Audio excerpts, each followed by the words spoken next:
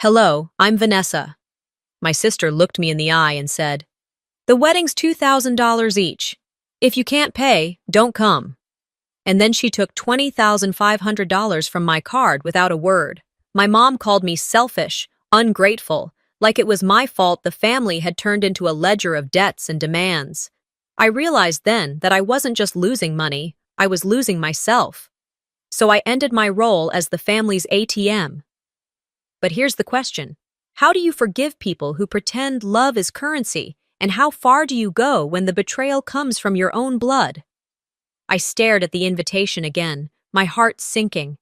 The wedding's $2,000 each. If you can't pay, don't come, my sister sneered. The words seemed to hang in the air like a fog I couldn't shake, heavy and suffocating. I closed my eyes and let out a slow breath, trying to steady the storm of emotions inside me. Shock, disbelief, anger, they all tangled together in a knot that refused to loosen. How had we gotten to this point, where family meant financial transactions instead of love and support? I sank into the kitchen chair, letting the paper slip from my hands to the polished oak table. The early spring sunlight streamed through the blinds, catching dust motes in the air, indifferent to the drama unfolding inside me. I thought about my rent, the student loans that never seemed to shrink, the utility bills piling up on the counter. Every month felt like walking a tightrope, balancing numbers and deadlines, and now my sister, my own sister, was treating me like some bank account she had every right to access. My mind flashed back to last Christmas. I had covered her flight tickets, helped her with the new furniture for her apartment, lent her money just this once, when her car broke down. Every time she had thanked me, but now I saw the gratitude for what it truly was, a ticket to entitlement. I shook my head, disbelief cracking my usual composure. How could someone who shared your childhood, your memories, your secrets, be this callous? The doorbell rang, and I jumped, the sudden sound slicing through my thoughts. It was my mother, come to check on me, she had said. I opened the door cautiously. She stepped inside, her expression carefully neutral, though I could sense the judgment lurking behind her eyes. "You read the invitation, I see," she said, her tone light but carrying that subtle accusation that always made me bristle. "Yes, I did," I replied evenly, "and I'm trying to figure out why you all think this is acceptable." Her lips pressed into a thin line. "Vanessa, you're being selfish, ungrateful. We're only asking for a little contribution. A wedding is important, you know. Family matters." I felt my hands clench into fists at my sides. My throat burned as words I hadn't allowed myself to speak in years threatened to escape. "A little contribution?"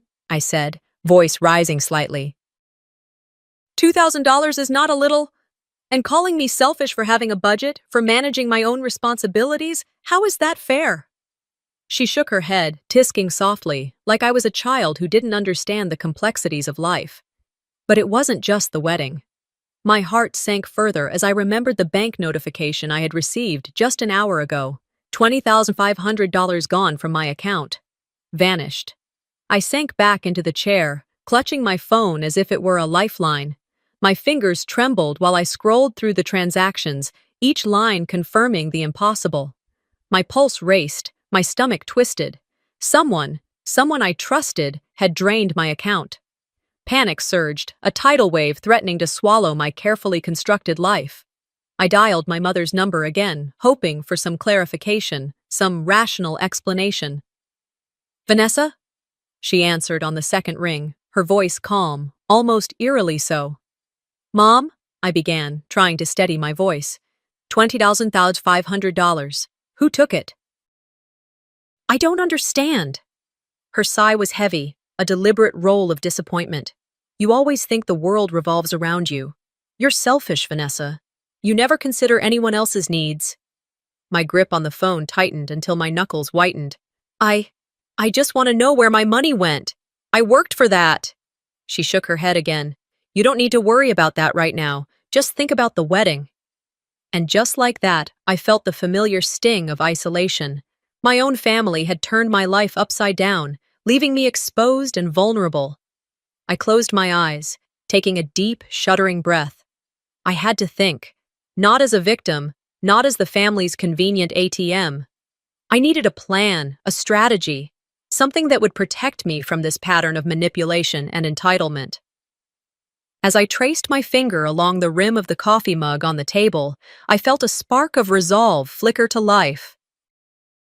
I remembered every time I had been asked for a favor, every loan quietly expected to be repaid with gratitude instead of consideration. The trips I had covered, the bills I had helped settle, the furniture, the car repairs, they weren't kindnesses freely given anymore.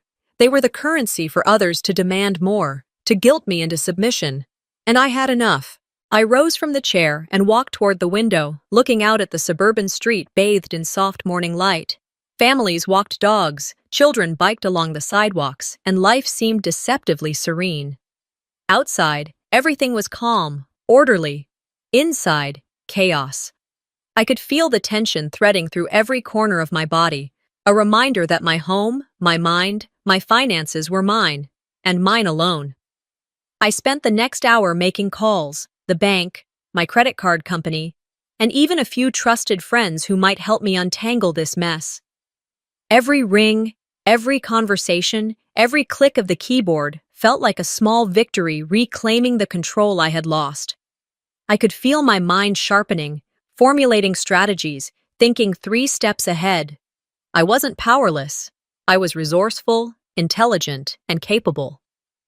As the morning faded into early afternoon, I sat back at my desk, scanning through the wedding invitation one more time. My sister's smug tone, the motherly chastisement, the betrayal of my own finances, all of it boiled together. I realized then, in that quiet clarity that only shock and frustration can bring, that my family's expectations were no longer my responsibility. I had to protect myself, emotionally and financially, and that meant drawing firm boundaries, something I had never truly done before. I leaned back in my chair, letting the sunlight warm my face, and thought of all the ways I had been taken for granted.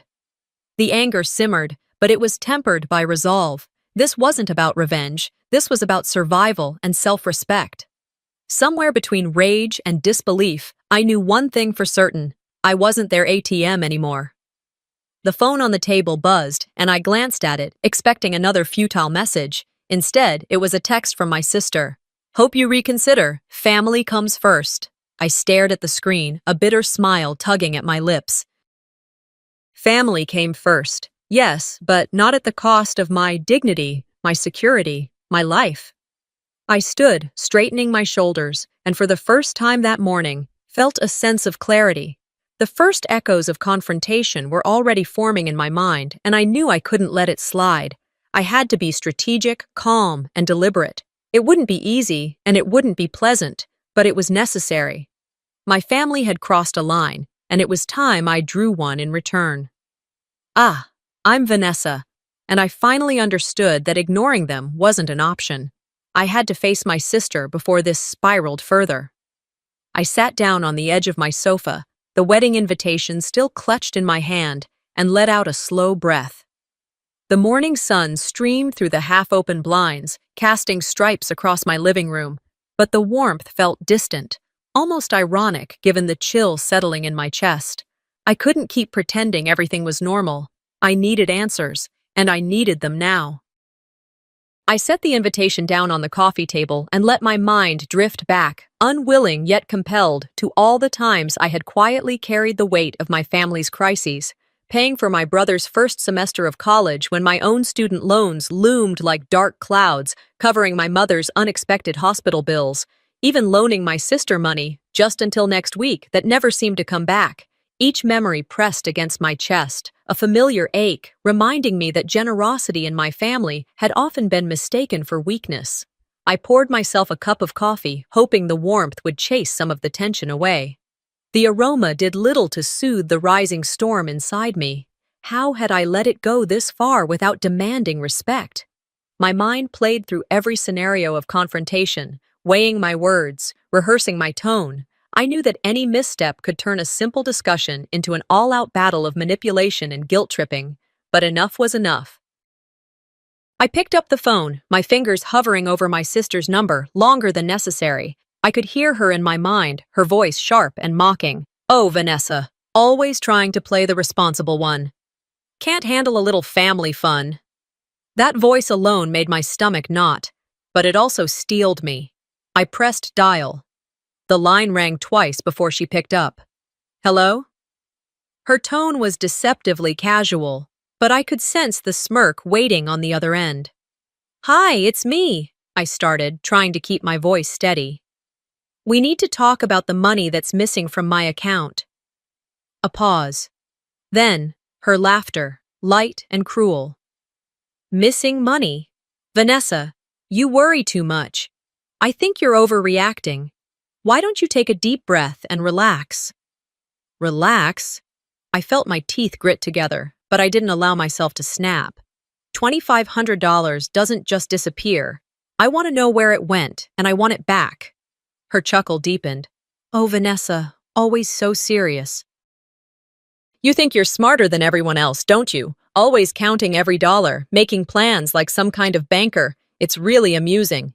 My chest tightened. Her tone, so familiar, had the same sharp edge I'd grown up with, one that could turn affection into ridicule in an instant. This isn't a joke, I said firmly. I've supported this family for years, and I've been patient, but I'm done being used. I need answers, and I need them now. There was a silence that felt too long, the kind that makes the blood rush in your ears. Then she spoke, slow and deliberate. Vanessa, think carefully. Do you really want everyone to know what's happened? The warning hung in the air like a storm cloud. I set my coffee down, my hand trembling slightly. I wasn't naive. I understood the leverage she thought she held. But this time, I wasn't going to let fear dictate my actions. I had spent too many years bending around the whims and manipulations of my family. I had to protect myself. I leaned back, closing my eyes for a moment, letting the memories wash over me again. The birthday gifts I bought that went unacknowledged, the nights I stayed up to help with applications or bills, the unspoken expectations that I would always step in, always cover the gap. I realized, painfully, that my generosity had been exploited, and I could no longer ignore it. Opening my eyes, I made a silent vow. No more lending, no more excuses, no more quiet sacrifices that left me feeling depleted and unappreciated. I would enforce consequences, legally if I had to. I would take every step necessary to ensure that my financial independence and my dignity remained intact. I grabbed my laptop and began drafting emails, making notes of transactions, dates, and amounts. I researched legal avenues, bank policies, and potential recourse. Each click and keystroke grounded me, turning panic into strategy. Even as anger burned behind my eyes, it sharpened my focus instead of blinding me. A glance at the clock reminded me that time was moving forward, indifferent to my turmoil. I needed a plan, and the plan began with a confrontation that I would not back away from. My sister's threats were intended to unsettle me, but they only reinforced the necessity of my next steps. By early afternoon, I had a clear outline in my mind: document, confront, protect. But I also knew that the emotional battlefield would be just as challenging as the financial one. Families wield familiarity like a weapon, and I had to anticipate every curveball. My heart pounded at the thought of the confrontation, yet a strange clarity settled over me. I was no longer the girl who silently absorbed every slight. I was ready to stand, to assert, to protect the life I had built. I reached for my phone again, not to call my sister this time, but to confirm appointments with a financial advisor and legal consultant. Each step was a reminder that I was reclaiming control, establishing boundaries that had long been ignored. The thought that they might retaliate, spread rumors, or twist facts made my stomach flutter, but it didn't intimidate me. I was prepared. And yet, a sliver of caution reminded me that this was only the beginning. The first move had to be deliberate, precise. Every interaction could ripple through the family, every word potentially weaponized. But I was ready to navigate it, ready to face the storm without faltering. I picked up the wedding invitation one more time, holding it between my fingers like a challenge. The bright colors, the carefully printed names, even the absurd financial demand, All of it felt like a microcosm of a family that had consistently misunderstood respect and boundaries. And I, finally, understood that the only way forward was direct, uncompromising confrontation. Somewhere between anger and resolve, I realized a truth that felt both terrifying and liberating. I wasn't their ATM anymore. My heart raced, but I knew hiding wasn't an option. This had to end, one way or another. I paced around my apartment for a few minutes, trying to calm the storm inside my chest. Sunlight filtered through the blinds, casting long shadows on the walls, and I realized that the quiet of my home now felt suffocating. My phone sat on the counter, screen cracked in one corner, yet mocking me silently. It was both my weapon and my anchor. I grabbed it and dialed my sister's number, even though the memory of her smirk from earlier still burned in my mind. The line rang longer than I expected. When she finally answered, her tone was annoyingly casual. "Vanessa, everything okay?" she asked, pretending innocence. "I'm done pretending," I said, my voice firmer than I felt. "I want to meet. Today. We need to talk about the money." A pause. Then laughter. Not the friendly kind, but the one that cut through your bones. "Oh, sweetie, you really think I'd let that slide? You're so predictable." "Fine, come over. Let's see what you've got." After hanging up, I felt both dread and determination. I needed to be careful. Every move I made had to be deliberate. I grabbed my coat, made a quick coffee, and jotted down points I wouldn't let myself forget. No excuses, no apologies for demanding what was mine. This time, I wouldn't let past patterns of being taken advantage of repeat. On my way out, I paused by the window and looked at the familiar streets of my Northern California neighborhood. The afternoon sun glinted off cars, children laughed in the distance, and everything seemed normal, yet nothing felt ordinary anymore. My past flashed in my mind. The times I had covered her tuition fees, the emergency bills I had quietly handled, the moments when my generosity had been met with entitlement rather than gratitude. Each memory tightened the knot in my stomach, but also fueled a quiet rage. I wasn't just angry about the stolen money. I was angry about being undervalued, underestimated, and dismissed for years. I decided to take the scenic route to her apartment. Walking through the leafy streets helped me think, allowed me to rehearse what I'd say. By the time I arrived, my mind had cycled through anger, strategy, and then something steadier, resolve. I knocked, and when she opened the door, her smile was like a dagger wrapped in sugar. "Vanessa, you actually came," she said, stepping aside to let me in. "I did," I replied, not bothering to mirror her fake warmth. "We need to talk, now." The living room smelled faintly of vanilla and old wood polish. We sat across from each other, the air thick with unspoken accusations. I pulled out the envelope of bank statements I had printed earlier, the evidence neatly organized. "You think this little stunt of yours is clever?" she sneered. "Do you really believe you're the only one who has ever worked hard in this family?" "I'm not trying to be clever," I said, keeping my tone even. "I'm trying to be fair. You took money that wasn't yours. That's not clever. It's theft." Her eyes narrowed, and she leaned forward. "Oh, so now you're the moral compass, the smart, independent one who everyone else must follow. Please, Vanessa, don't act like you're the saint here." I felt the familiar heat of frustration rise, but I forced myself to breathe. I wouldn't let her provoke me into saying something I'd regret. "I'm not claiming to be a saint," I said. "I'm claiming accountability, something that's been missing in this family for far too long." Our conversation was interrupted when my mother's voice came from the hallway, sharp and tinged with disappointment. "Vanessa, must you always be so dramatic? Your sister didn't mean—" "I'm not being dramatic, Mom," I said, turning toward her. "I'm being honest. And for once, I'm standing up for myself, for my own boundaries. You've called me selfish before, labeled me ungrateful, but I've given and sacrificed more than anyone here realizes. And yet, when I ask for fairness, I'm made out to be the villain?" Her face hardened. "I've always tried to support everyone in this family, Vanessa. Your sister, she's done what she could. And you, always so quick to judge, so ready to criticize." I shook my head, the hurt and indignation mingling into a strange, calm determination. Supporting everyone doesn't mean tolerating theft, and love doesn't mean blind loyalty to unfairness. I've learned my lesson, Mom. I will no longer allow my generosity to be treated as weakness. The room was heavy with silence. Even my sister looked slightly unnerved, though she masked it with a haughty tilt of her chin. I took a deep breath, feeling the weight of years pressing on my chest, but also a lightness in the clarity I had found. This confrontation wasn't just about money. It was about recognition, respect, and finally, the courage to set boundaries. As I looked around at the people who had shaped so many of my decisions, my life, and my heart, I realized something essential. Change wouldn't be easy, and some battles weren't won in a single afternoon. But for the first time in a long while, I wasn't afraid.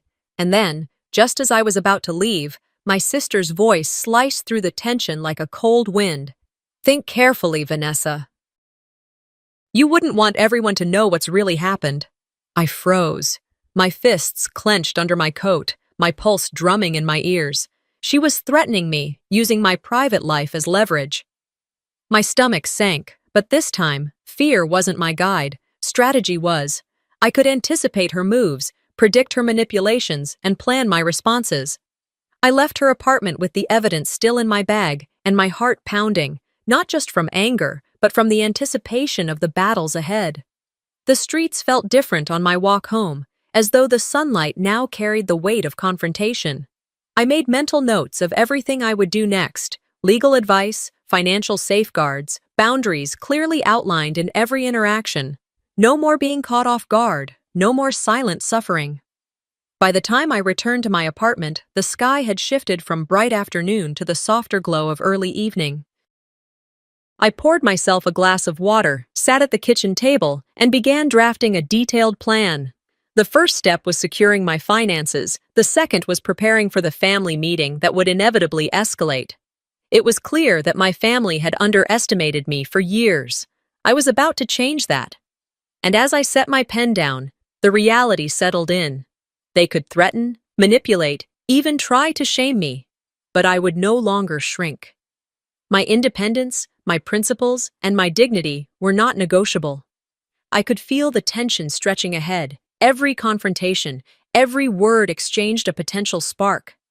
And deep down, I knew that the next moves would define not just this conflict, but the rest of my life. I clenched my fists under the table, heart pounding. If they thought I'd back down, they had no idea who they were dealing with. I couldn't let them think I'd fold. If they wanted a fight, they'd get one. The words echoed in my mind as I sat back in my chair, the late afternoon sun casting long shadows across my apartment. My phone buzzed again, a reminder that my siblings weren't going to wait politely for me to process their threats. I swallowed hard, trying to steady the racing pulse in my chest. I couldn't afford hesitation. Not now.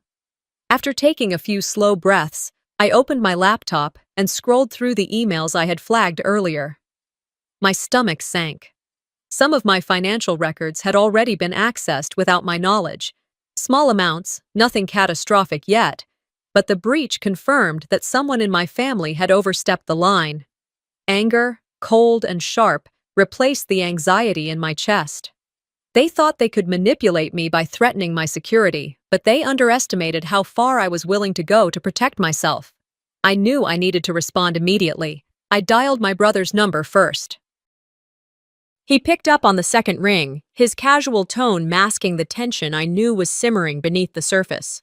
"Vanessa, what's this about you freaking out over an email?" he asked, feigning nonchalance. "I'm not freaking out," I said, keeping my voice level. "I just want to make sure we're clear. I will not tolerate threats or attempts to control my finances. Period." A laugh. "You think you can stop me? You're being dramatic. Everyone's just trying to protect what's ours." I pinched the bridge of my nose, forcing myself to remain calm.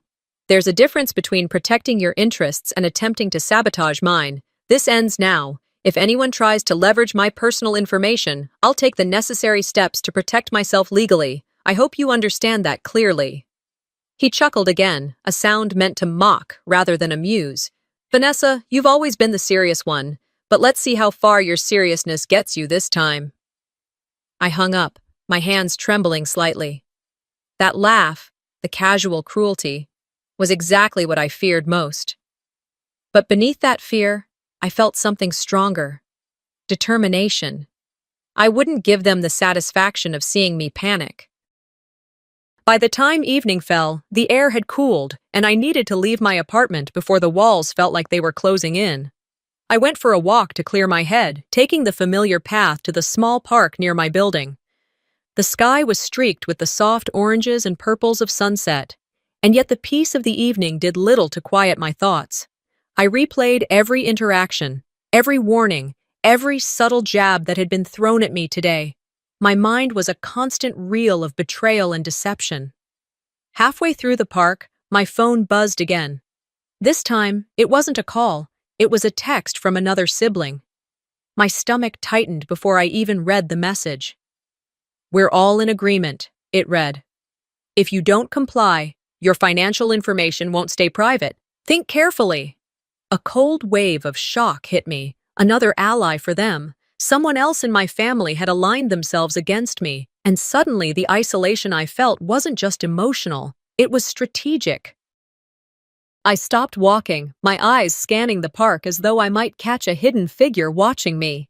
The weight of their collusion was heavy, but I forced myself to focus. Panic would serve them better than me. Returning home, I went straight to my desk. I pulled out old folders, receipts, account statements, everything that could help me track where vulnerabilities might lie. My fingers moved over the papers and keyboard with methodical precision. I couldn't change the betrayal that had occurred, but I could control my response. Flashbacks of past family meetings played in my mind. Moments when I had spoken up only to be dismissed, when my opinions were trivialized, when loyalty was demanded but never reciprocated. And now, facing this modern-day ambush, I realized something essential. My resolve was no longer negotiable. I was done being the silent, accommodating daughter. By nightfall, I had drafted messages, lined up contacts who could advise me legally, and even considered placing temporary holds on certain accounts. Every decision I made was deliberate. I refused to sink to deceit or retaliatory malice, but I would act decisively. I would reclaim my independence without losing my integrity. Then, as I was about to shut my laptop, a new email popped up. No sender name, just a subject line. "We're watching." My heart froze. I opened it carefully, reading the brief, chilling message. "Someone in your family is recording everything. Be mindful of your next moves." I stared at the screen, a cold sweat forming along my spine. This wasn't curiosity. This was leverage. Everything I had fought to protect, my autonomy, my privacy, my dignity, was now a potential tool for someone to manipulate me further. I leaned back in my chair, trying to process. There was fear, yes, but more than that, a rising tide of strategic clarity. They had underestimated me once again. I wasn't just going to defend myself, I was going to outthink them. Every email, every step, every boundary I had established would be deliberate, calculated. I would make sure they knew, without a doubt, that I was not a woman to be cornered. The apartment grew quiet around me as the city's evening hum seeped through the windows. I traced the lines of my plan in my mind, considering all possibilities, preparing for escalation, anticipating every reaction. My fingers hovered over the keyboard again, not out of panic, but purpose. I would not be caught off guard. I would not be silenced. I would not allow fear to dictate my next moves. They might have started this game, but I was determined to finish it on my terms. The clock ticked closer to midnight, and I finally allowed myself to stand, stretching the tension out of my shoulders. I glanced around my apartment, my sanctuary, my command center, my armor. Every piece of furniture, every familiar object was a reminder that this was my space, my rules. And yet, even as I felt the faint relief of control, that message lingered in my mind. Someone was watching. They had chosen their weapon carefully. My fear, my secrets, my trust. But I had something far stronger. Resolve. Tomorrow would bring confrontation. Tomorrow, I would not only defend my independence, I would assert it fully. And in doing so, I would finally draw the line that no one in my family could cross again. I poured a glass of water and sat by the window, watching the stars begin to pepper the night sky. For a moment, I let myself breathe, to appreciate the clarity and calm I had carved out amidst the storm. Then, with a steady hand, I set my glass down and returned to my desk. The night was far from over, and my strategy was just beginning. My blood ran cold as I read the message. Someone was watching, and it wasn't just curiosity. They wanted leverage. I couldn't waste a second. If they thought they could corner me, they had another thing coming. Morning light streamed weakly through the slats of my blinds, casting long, thin stripes across the floor. I lay in bed for a few moments, letting the weight of last night's revelations settle in my chest. The anonymous message wasn't just a prank. It was a clear warning. Someone in my own family was watching, waiting for me to slip. My stomach knotted at the thought, but beneath the anxiety, a spark of resolve burned. I wasn't going to let them dictate the terms of my life, not again. By the time I finally swung my legs over the side of the bed, the apartment was quiet except for the faint hum of the refrigerator. I padded to the kitchen in my slippers and brewed a strong cup of coffee, the aroma grounding me. As I sipped, my mind raced through the implications. Who could have sent that message? Who among my family had the audacity to monitor me? My eyes drifted to the laptop on the counter, the blue glow of the screen already tempting me. It was time to gather my facts, to see exactly how much of my financial life had been compromised. Sitting at the table with the laptop open, I dove into my emails and messages, cross-referencing with recent bank statements. My pulse quickened when I noticed discrepancies, small withdrawals, slightly altered records, nothing drastic yet, but enough to send a message. Whoever was behind this had access, and that meant someone close, someone who knew where to hit me. My mind flashed back to past arguments with my sibling, moments that had seemed trivial at the time, now appearing like rehearsals for this betrayal. I called my lawyer first thing, leaving a measured voicemail that carefully outlined my concerns without sounding panicked. Then I drafted a list of action points: secure accounts, notify banks, gather evidence. I reminded myself repeatedly that I was not powerless. The adrenaline coursing through me was different from fear. It was clarity, a sharp awareness that the only way forward was to act decisively. By late morning, I was out the door, walking briskly to the cafe where I had agreed to meet my sibling. The streets were alive with the quiet bustle of mid-morning errands, a contrast to the storm I carried inside me. I rehearsed my opening lines silently, calm, factual, assertive. I would not let this devolve into shouting or recrimination. I needed to be in control, not just for my own sake, but to send a clear message. Boundaries had shifted, and crossing them would have consequences. The cafe smelled of fresh bread and espresso, an oddly comforting scent. I spotted my sibling immediately, already seated with that smug half-smile that had always irked me. I slid into the chair opposite and took a breath.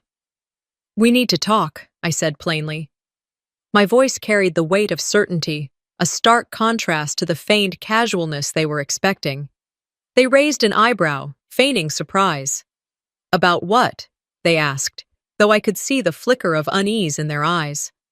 "The financial irregularities," I said, laying out printed statements and highlighted transactions on the table between us.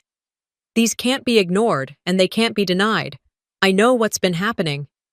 For a moment, they laughed softly, a sound meant to deflect and belittle. "Vanessa, you're overreacting. It's not what you think." I met their gaze, unflinching. "Try me. These numbers don't lie, and neither do the timestamps. You can make excuses, but I'm not negotiating morality. This stops now." The tension thickened, drawing glances from the barista and a couple seated nearby. But I didn't care. I had positioned myself where they couldn't manipulate, where there was no physical intimidation, only the undeniable evidence before them. My sibling's smirk faltered, replaced by a fleeting irritation. I could see the calculus in their mind, how to twist the narrative, how to shift blame. But I was ready. I had rehearsed every angle, anticipated every diversion. After a long silence, my sibling leaned back, shoulders tight, and muttered, "You're not supposed to be this organized." "I'm supposed to protect myself," I corrected firmly. "And anyone who thinks they can threaten or manipulate me underestimates me." I left the cafe with a quiet sense of accomplishment, but also a deepening awareness that the battle was only beginning. Back in my apartment, I unpacked groceries while replaying the confrontation in my mind. Setting boundaries wasn't just about financial safeguards. It was about making clear that deceit and intimidation were unacceptable. By evening, I drafted messages to other family members, carefully explaining my actions without casting judgment, emphasizing fairness, transparency, and personal integrity. The replies came slowly, some confused, some defensive, others silently supportive. The undercurrent of tension was undeniable. Loyalties were shifting and not always in my favor, but clarity had been established, a line drawn in the sand. Just as I began to settle for the night, the intercom buzzed. A courier stood at the door, holding a sleek package with no return address. My hands froze on the doorknob as a chill traced my spine. I retrieved it carefully, setting it on the counter.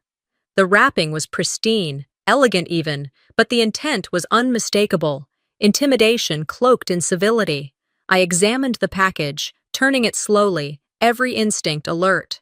Whoever had sent this wanted to provoke fear, to signal that I was being watched, to make me second-guess every decision. I resisted the urge to tear it open immediately. This was a message, and I refused to react impulsively. I placed the package in view, but did not touch it further, letting its presence underscore the stakes. For the first time that day, I allowed myself a small, private smile. They might think they had leverage, but I was not going anywhere. I had acted decisively, asserted my boundaries, and maintained my ethical compass. This was my fight, and I was fully prepared to meet it head-on. By the time I opened my door, I knew this wasn't just a scare tactic, it was a full-on challenge. The package sat there, almost regal in its menacing simplicity. I didn't rush to touch it. Instead, I lingered by the doorway, eyes narrowing at the subtle details.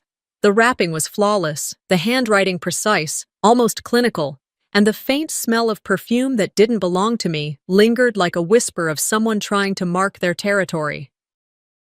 I picked it up cautiously, turning it in my hands. Inside, neatly folded between thick sheets of paper, were documents that made my stomach twist. A legal notice threatening litigation if I dared contest certain family decisions, a doctored bank statement suggesting mismanagement on my part, and a single typed line that felt more like a jab than a communication. Not everyone sees the truth the way you do, Vanessa. My pulse quickened. My siblings' escalation was deliberate, methodical, and, as I suspected, public humiliation might be next. I set the papers down on my kitchen table, then moved to the living room, opening my laptop to begin a meticulous audit of every transaction, email, and record that could demonstrate my innocence. By the time I glanced at the clock, hours had slipped by.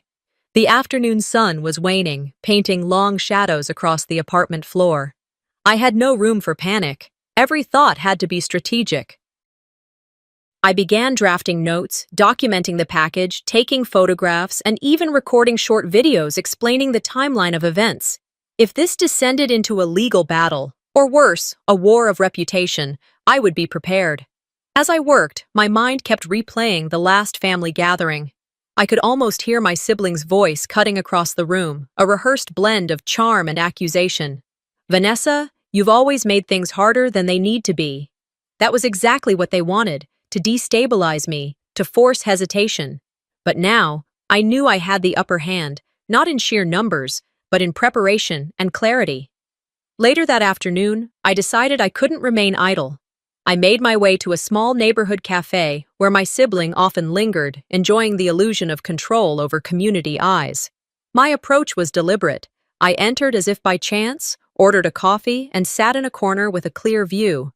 It wasn't subtle, but it didn't need to be. Within minutes, they spotted me, their expression flickering from surprise to irritation and finally settling into something dangerously composed. "Vanessa," they said, their tone light, but the edge in their eyes betrayed calculation. "Didn't expect to see you here." I didn't rise to bait. Instead, I laid a folder on the table. "I thought we should review some details together," I said calmly. "It's better for everyone if we're transparent." They glanced at it, skimming just enough to realize the depth of preparation I had invested. Their usual deflections, dismissive laughter, insinuations of incompetence meant nothing but my steady gaze. I could feel the tension in their posture, the mental recalibration happening in real time. Around us, the cafe carried on with its afternoon rhythm, oblivious to the quiet confrontation at one table. "You're overreacting," they said finally, attempting control. "There's no need to escalate this." I leaned in slightly, voice measured but firm. "Overreacting. Look at this. Every detail is verifiable. Every claim you've made publicly and privately can be traced. I won't ignore attempts to undermine me, and I won't allow manipulation of our shared network of friends and family. These behaviors stop now." Their lips twitched, half in a smirk, half in suppressed frustration. "You think this changes anything?" "I know it does," I said, keeping my tone even. "And if it doesn't, you'll learn that consequences aren't threats, they're actions. I'm done negotiating with ambiguity." The remaining minutes were a careful balance of presence and assertion. I left the cafe before the conversation could escalate into theatrics, carrying with me a quiet satisfaction that comes from asserting control. I had drawn a line in the sand, one that was visible, undeniable, and unyielding. Returning to my apartment as twilight approached, I felt the weight of the day settle in my shoulders. My actions had been decisive, but I couldn't allow myself complacency. Sitting down at the kitchen table once more, I reviewed my notes and photographs again, ensuring everything was chronologically accurate and backed by evidence. I double-checked my lawyer's email, confirming a scheduled review of the materials, and updated my personal log with observations from the encounter. As darkness crept over the city, my phone buzzed with a message that made me pause mid-sip of water. It wasn't aggressive or overtly threatening, just a calm line of text. "We're not finished yet. Consider this your first warning." I stared at the screen for a long moment, letting the words sink in. There was no panic, no confusion, only recognition. They hadn't relented, and now it was clear they were escalating. But neither had I. My preparation, my strategic reflection, and my refusal to cower had established a new reality. I was no longer a passive participant in their games. I closed my laptop, the room dark except for the soft glow of the streetlights outside. My reflection in the window showed determination more than fear. I would protect myself, uphold my integrity, and face whatever came next without hesitation. The voice on the other end of that message might have been calm, but I felt the threat radiate through the line. I knew this was far from over. And as I stood by the window, listening to the quiet hum of the neighborhood settling into the night, I made a silent vow. The next move wouldn't catch me unprepared. Whatever confrontation awaited, I would meet it on my terms. I stepped outside, feeling the weight of every choice I'd made, knowing tonight could change everything. The evening air was cooler than I expected, a subtle reminder that the world outside my apartment didn't pause for personal crises.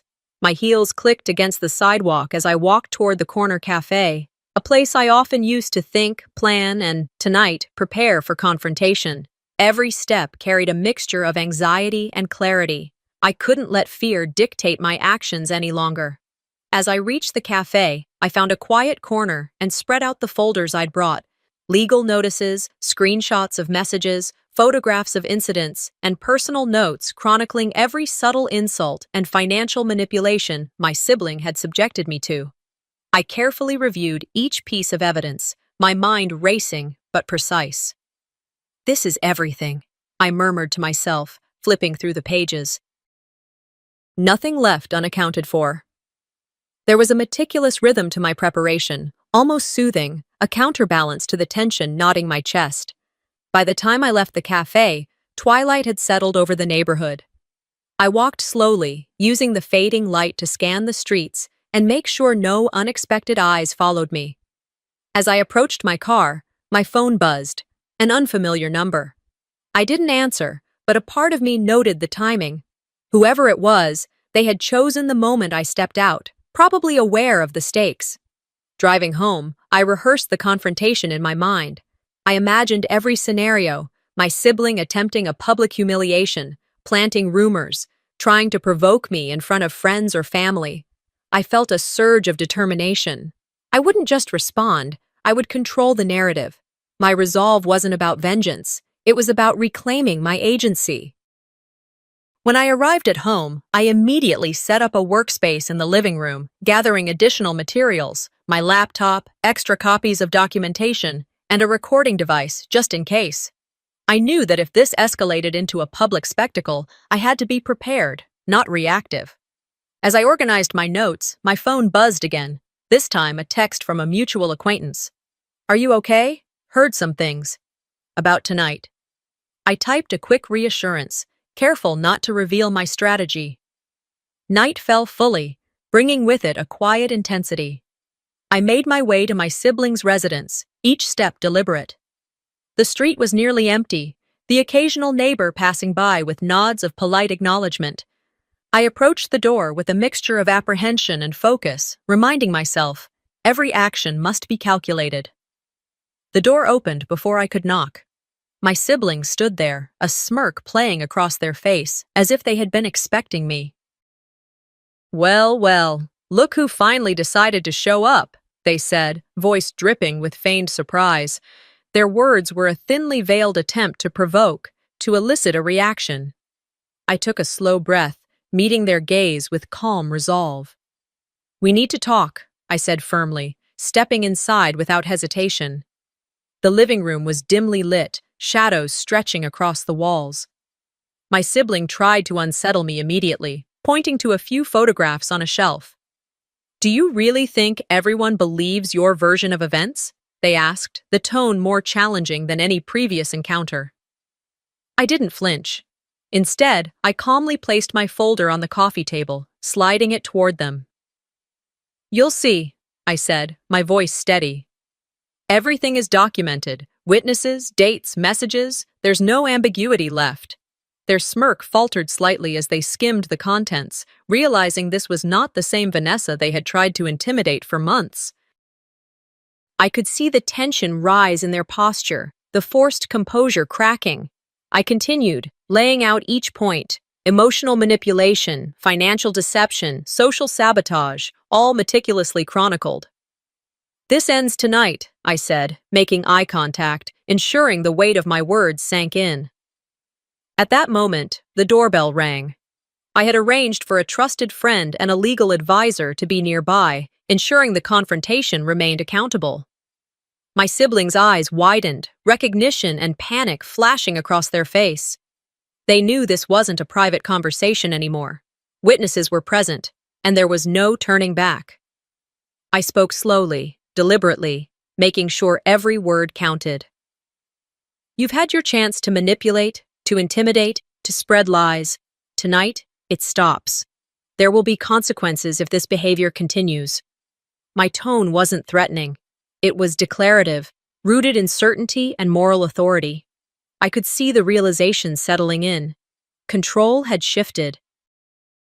Hours seemed to compress as the conversation progressed. My sibling attempted a few desperate maneuvers, half questions, half accusations, but I deflected with evidence, clarity, and composure. Every attempt to provoke anger from me failed. I remained unshakable. By the time the discussion ended, a quiet acknowledgement hung in the room. My sibling was subdued, their social power visibly diminished in the presence of witnesses. Walking out into the night, the cool air felt like a cleansing balm.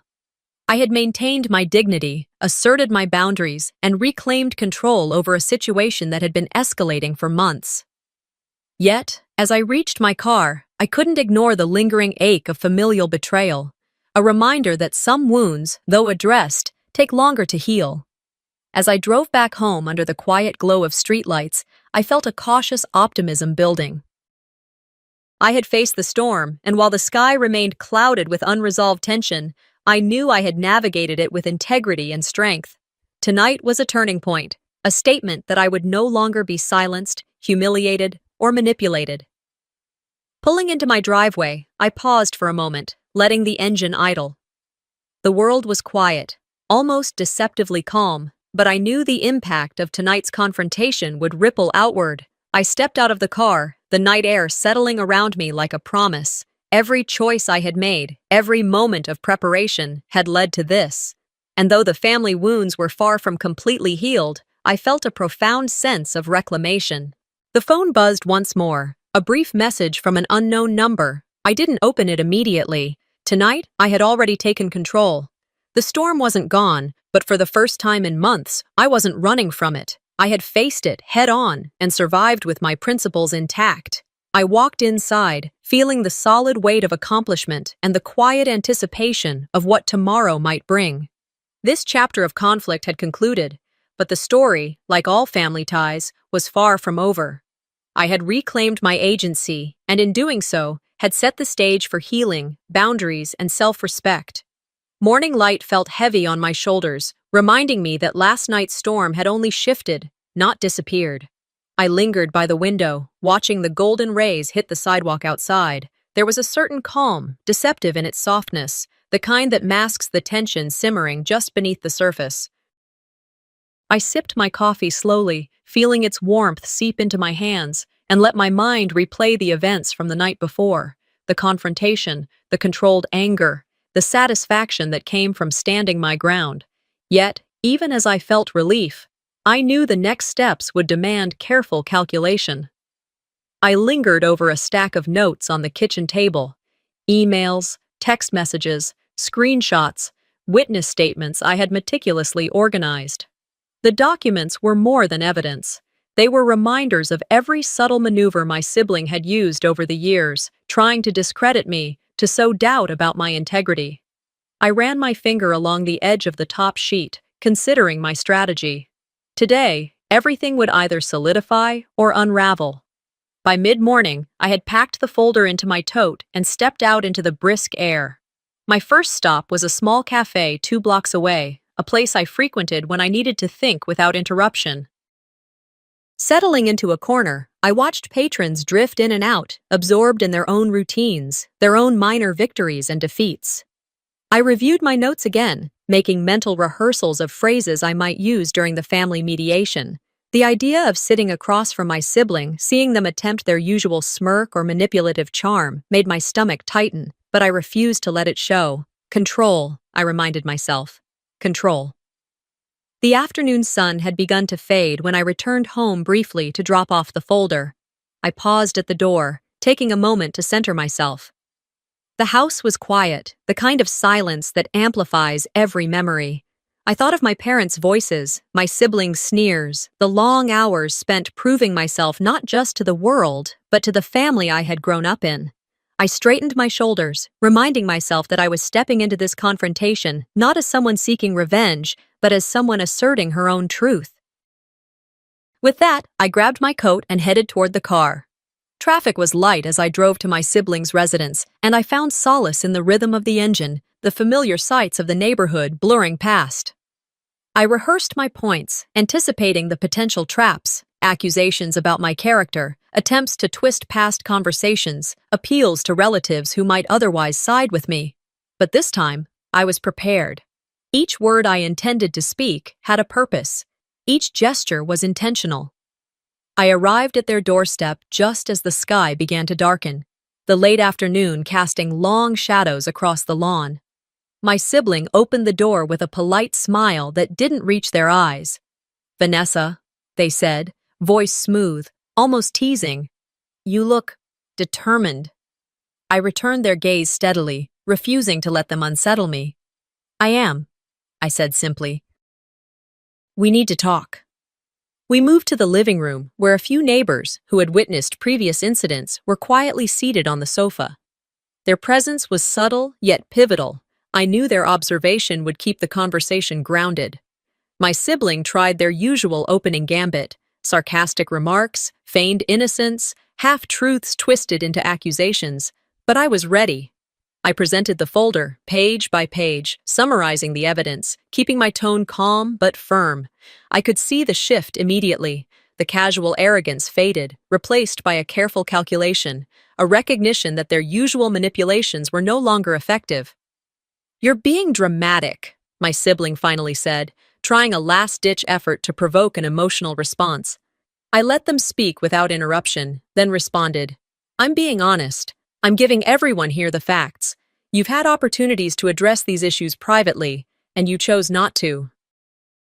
Now we face the reality together." My voice was steady, unwavering. The tension was palpable, each word cutting through the silence. I watched my siblings squirm, glancing at the witnesses, realizing that the support I had built, the meticulous documentation, and my controlled demeanor left them cornered. They attempted a final manipulation, invoking memories of past disagreements, hinting at supposed betrayals, but I held firm. My responses were concise, factual, and imbued with the calm authority I had cultivated over months of preparation. After an hour, the air had shifted. My siblings' attempts to dominate or discredit me had failed. There was no dramatic outburst, no emotional collapse, only a slow acknowledgement in their eyes that the power dynamic had changed. The witnesses nodded subtly, signaling their recognition of fairness and reason. I felt a quiet triumph, not born of vengeance, but of clarity and strength. As I stepped outside into the cooling evening, the streetlights casting long, reflective shadows, I realized that the confrontation had been decisive. My sibling was subdued, their influence diminished, yet there remained a subtle ache of sadness. Family bonds, once strained by deception and manipulation, had not fully healed, but they could now be addressed with honesty. The empowerment I felt was intertwined with a cautious hope that the future could allow for repair, whether through reconciliation or continued firm boundaries. Driving home, I reflected on the subtle shifts, the way neighbors had glanced with respect, the restrained acknowledgement in my siblings' posture. I allowed myself a slow breath, savoring the sense of having acted with integrity and strength. Still, I knew that emotional battles lingered, scars would remain. Life had not returned to perfect calm, but I had reclaimed control over the aspects I could influence. Back at my apartment, I unpacked my bag, carefully placing the folder in a locked drawer. I made tea and settled into my favorite chair by the window, watching the night sky deep into indigo. The world outside was quiet, yet alive with the ongoing rhythms of life, cars passing, distant laughter, the rustle of leaves. I exhaled slowly, allowing the tension to drain from my body, knowing I had won the immediate battle, but that the war with my own heart, the work of forgiveness, understanding, and continued vigilance, was only beginning. The night stretched on, carrying a sense of closure alongside the lingering hum of unresolved emotions. I allowed myself to feel pride without arrogance, relief without complacency. Each challenge I had faced, each manipulation countered, strengthened the resolve that I could navigate this family, this life, with intelligence, empathy, and courage. And as I finally turned off the lights, the world outside seemed poised to greet me with both trials and possibilities, and I was ready. The sun spilled across my kitchen counter, warm and patient, as if the world itself was giving me one last chance to breathe. I poured myself a cup of coffee, the aroma curling into the quiet room, and sat at the table, letting the morning light settle over me. For the first time in days, I didn't feel the weight of confrontation pressing on my shoulders. Instead, there was a strange stillness, a moment suspended between yesterday's battles and whatever tomorrow would bring. I thought about my sibling, about their words last night, and the look in their eyes when I held my ground. Pride mixed with desperation. They were caught between defiance and an awkward acknowledgement that the game was over. My chest tightened as memories of all the arguments, the manipulation, and the betrayals came rushing back. I realized then that the anger I'd carried for so long had not just been for them, but for myself as well, for staying silent too many times, for letting their actions erode my confidence. After finishing my coffee, I made a conscious decision not to linger in self-pity. I tidied the kitchen slowly, methodically, letting each movement be a small act of reclaiming control over my space and my mind. The phone buzzed, a message from my friend Claire, checking in after yesterday's family confrontation. Her words were warm but cautious, and I felt a small wave of gratitude. Even amidst chaos, there were people who saw me clearly, who supported the version of myself I wanted to be. By late morning, I decided to reach out to my sister, not my sibling from yesterday's storm, but a distant family member who had been quietly observing, hoping to mediate without stepping on toes. I knew a careful conversation could help ease lingering tensions. Sitting down at the kitchen table with my laptop, I drafted a message that balanced honesty and restraint. I didn't want to provoke defensiveness, yet I needed my voice heard. The words were deliberate: acknowledgement of past mistakes, an invitation for dialogue, and a boundary that could not be crossed. The response came quicker than I expected. My cousin, always the level-headed one, suggested meeting at a quiet cafe downtown. The thought of leaving the house, of stepping into public space with family matters laid bare, made my stomach flutter. But in a good way. It felt like moving forward instead of retreating.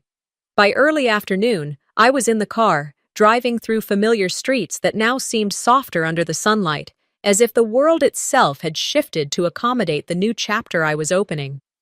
I arrived at the cafe, the smell of freshly brewed coffee and baked bread mingling with the late summer air, and spotted my cousin waving from a corner table.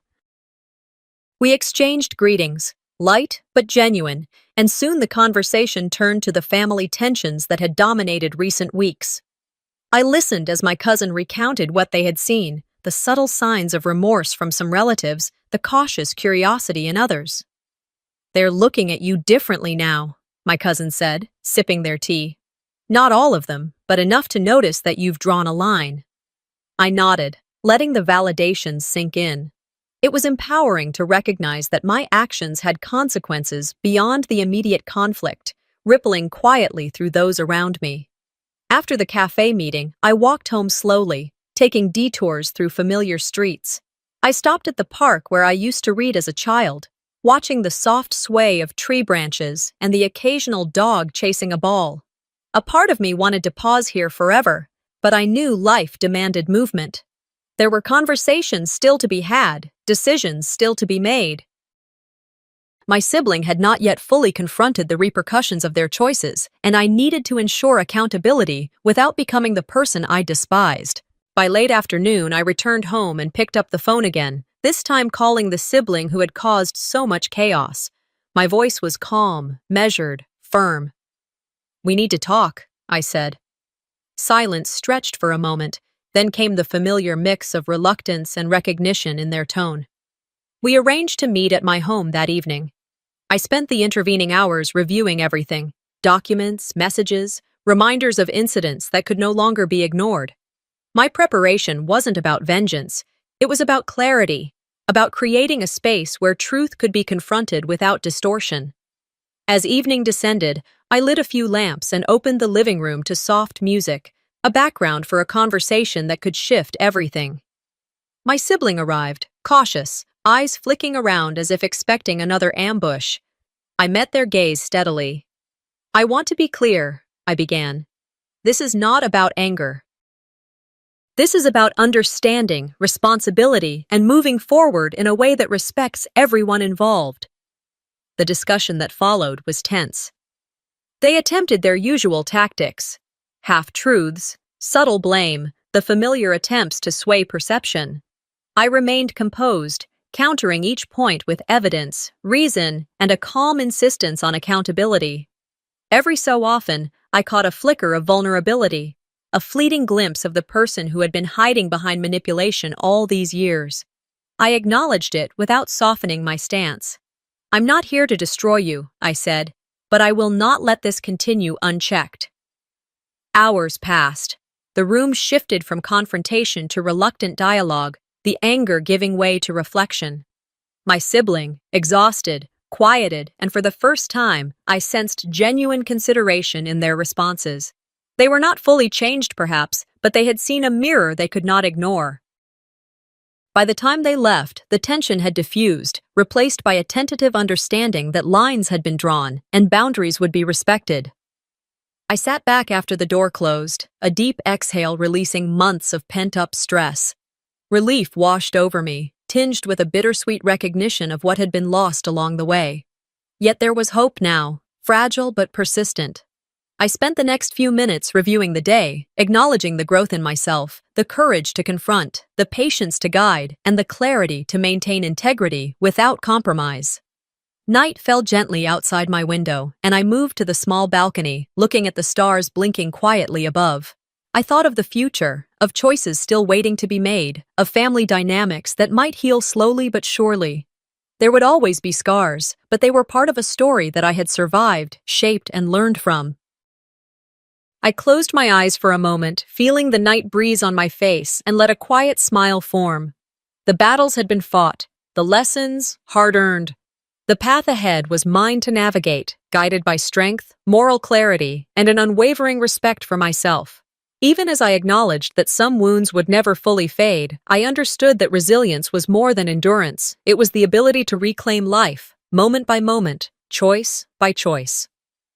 I stepped inside, feeling the warmth of the home I had carved out with intention, a sanctuary where my voice mattered and my boundaries were honored. The past was a chapter, the present a canvas, and the future, despite its uncertainties, was a space where I could thrive on my own terms. I stepped outside the next morning, feeling the sunlight on my face, knowing the past couldn't define me, and that even though some wounds would never fully heal, my life was mine to shape. Before we wrap up, let this story remind us that standing up for yourself isn't selfish, it's necessary. Family shouldn't be a place where your generosity is taken for granted or your trust is abused. Have you ever faced a situation where you had to set firm boundaries with loved ones? Share your thoughts below. I'd love to hear your experiences. And don't forget to subscribe to the channel so you won't miss the next story where real-life drama meets lessons we can all learn from.